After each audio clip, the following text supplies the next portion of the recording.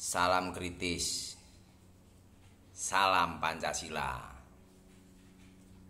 Kita rakyat Indonesia saat ini sedang disuguhi tontonan, ya, salah satu lembaga hukum yang keren, ya, Komisi Pemberantasan Korupsi (KPK).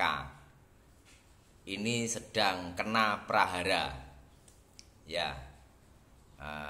KPK itu dibentuk tahun 2002. Inisiatornya menurut Google itu Bu Megawati. Ya, dibuat undang-undangnya terus disahkan. Nah, saat itu mungkin semua setuju karena memang korupsi ini adalah kejahatan mengerikan. Kalau bahasa kerennya extraordinary. Wih, nggak usah pakai istilah asing lah.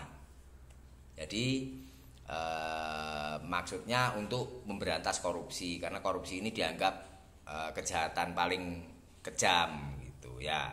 Nah, seiring berjalan waktu banyaklah ya para tokoh itu mulai mengkritik KPK, mulai membenahi, ya. Terus masyarakat umum juga mulai tahu, ya, bahwa ternyata lembaga KPK ini sudah rusak gitu.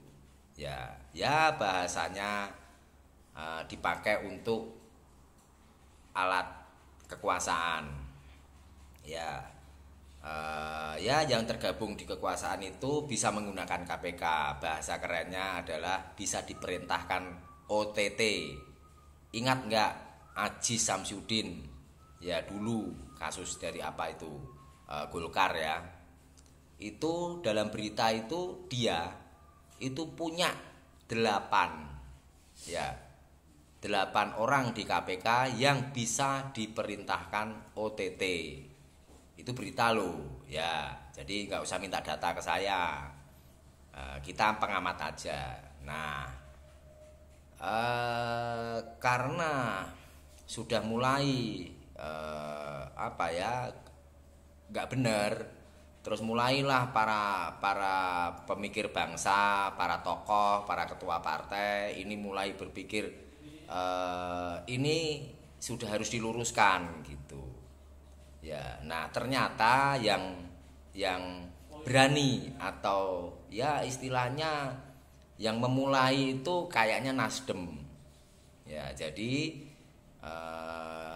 beberapa waktu yang lalu ya memang sih tidak hanya Nasdem yang kena, ya, banyaklah ya yang bisa di OTT KPK, ya, termasuk bupati, wali kota dan lain-lain, anggota dewan, ya. Tapi permasalahan ini muncul awal adalah ketika kader kedua atau ketiga dari Nasdem ini dibidik, ya, yaitu Menteri Pertanian, itu Syahrul Yassin Limpo, ya. Jadi ketika ditetapkan jadi tersangka, dia kan pulangnya belakangan dari kunjungan ke luar negeri. Nah, pulangnya itu langsung diminta menghadap Surya Paloh, ya. Dugaan saya, ya, atau kita semua bisa menduga, mungkin mereka berdiskusi, ya, bagaimana Pak gitu.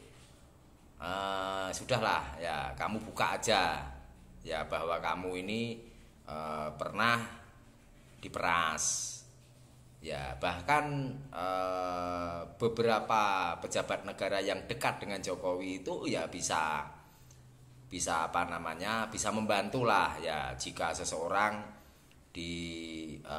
dicurigai sudah melakukan kesalahan tindak korupsi, ya. Nah, dari situ Syahrul Yassin Limpo terus berpikir gitu, wah, kalau gitu sekarang kita bongkar saja, ya. Jadi akhirnya keluarlah foto ketua KPK Firly Bahuri, ya, duduk sama ya Syahrul Yassin Limpo, ya. Dari situ kan tidak terjadi percakapan, tapi orang berpersepsi bahwa omongan Syahrul Yassin Limpo bahwa dia diperas pejabat KPK ya arahnya ke Firly tadi, kan gitu, ya. Nah, memang kita semua melihat itu secara telanjang. Ya, karena kita ini bisa ngikuti berita, baca Google dan lain-lain. Kalau disimpulkan ya memang lembaga hukum itu ya bisa dipakai untuk alat kekuasaan, untuk menebang, menyerang ya partai-partai lain yang berseberangan. Ya, kalau begini terus ya rakyat terus gimana? Ya, kok mereka asik dan sibuk bertengkar, tukaran dewe. Ya, nah sebagai rakyat kita harusnya mulai menuntut. Ya, saya Ketua Umum KKI kayaknya harus mulai meneriakkan ya lebih baik bubarkan saja KPK.